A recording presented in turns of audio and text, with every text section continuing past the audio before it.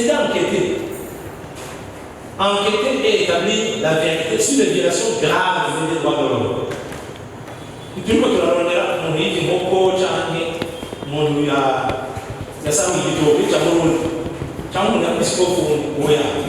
nous sommes en train de chercher des violations graves. Alors tu vas te dire, Anita, bien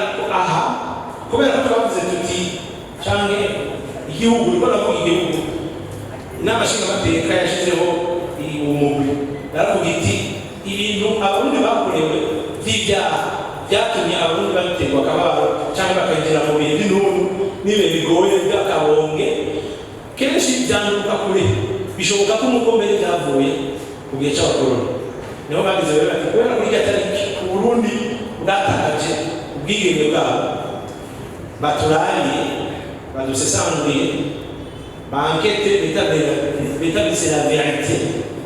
Il y a un jour, si je ne pas faire de choquer, ni de cas que c'est dans la réponse.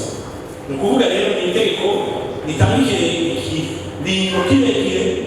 qui a donné des accommodés à la même chose que la vie de choc.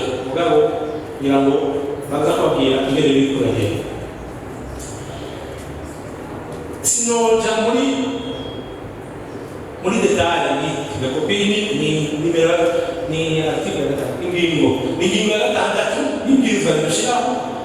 alors, en quelque part, élucider les violations des droits politiques, civils, économiques et sociaux majeurs. Établir les responsabilités individuelles et celles des institutions étatiques, des personnes morales, des groupes privés. Déterminer le rôle du colonisateur dans les violences cycliques qui ont endeuillé le Burundi.